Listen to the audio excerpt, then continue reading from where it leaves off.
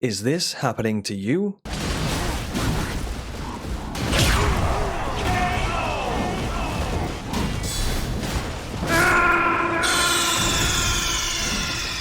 Then you're in the right place for video game training.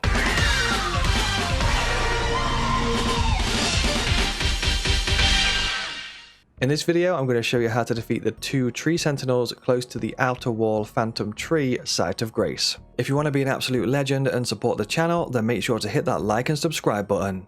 My name is Azzavhar or Azza. Now let's get into the video. I'll just show you on the map where this boss is located, just here.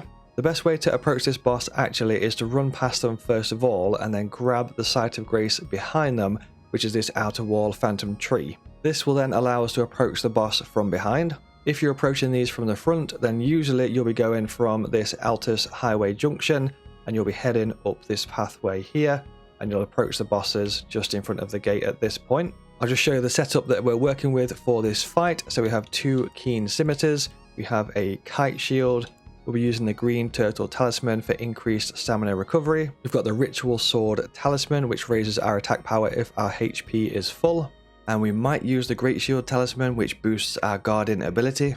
Basically what that does is when we block an attack, it takes less stamina from our stamina bar if we have this talisman equipped.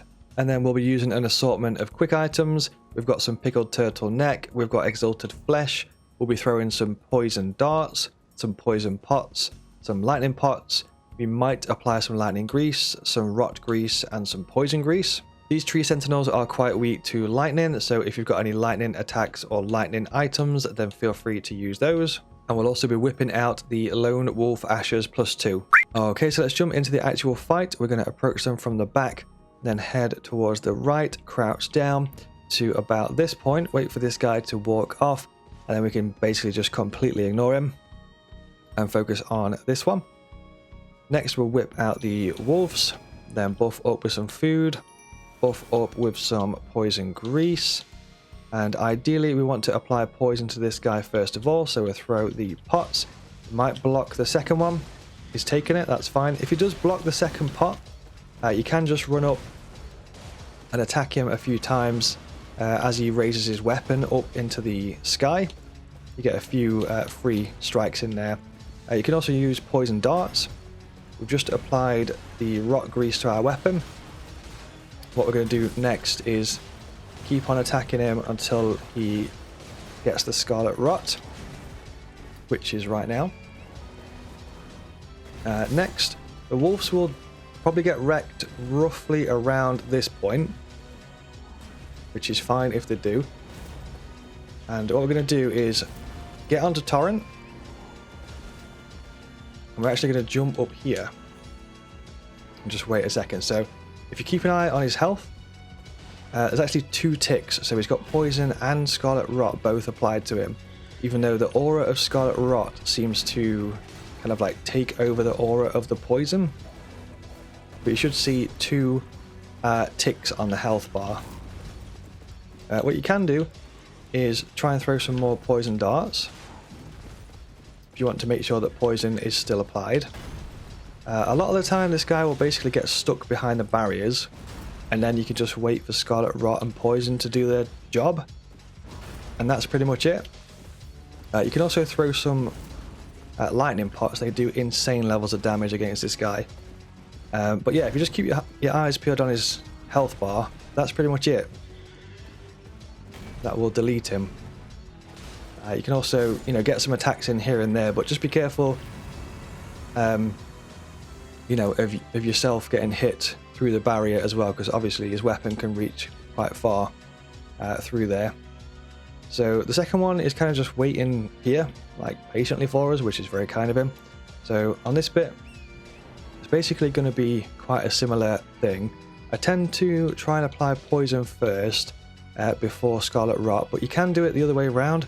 It's just that the scarlet rot red aura kind of takes over the green aura, so sometimes it's difficult to tell if you've applied poison to him, if he's already got the scarlet rot on first. So that's why I usually go for the poison first, but it's up to you. So we are going to pop poison onto our weapon, exalted flesh, and we'll try and get poison first of all. So I think it's about 6 hits it takes.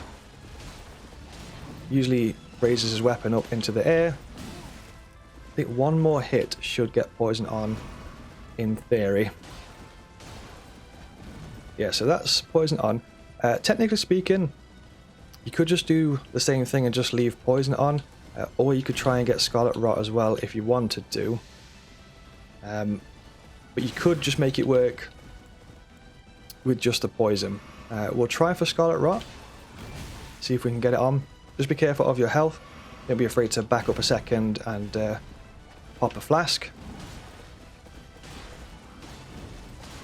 So eventually we should see the Scarlet Rot. There we go, we've got it on. So once again, same kind of technique, jump on up, get off Torrent, and just back up a little bit, just be careful. Like I say, his weapons can go through the actual barrier, so just be careful of that. Once again, we can whip out poison darts if you've got any. Make sure that poison is still applied to him. You've got your lightning pots. They do massive, massive damage. You can also use lightning grease. He is quite weak to lightning, so if you wanted to pop some lightning grease on your weapon and stuff, that would also work. But other than that, just keep a decent distance behind the barrier to make sure that you're not getting destroyed. And that is the fight. Hopefully you enjoyed this video and it helped you out in some way. If it did, remember to like, subscribe and drop a comment. You can check out all the other content that I make at Azzavhar.com.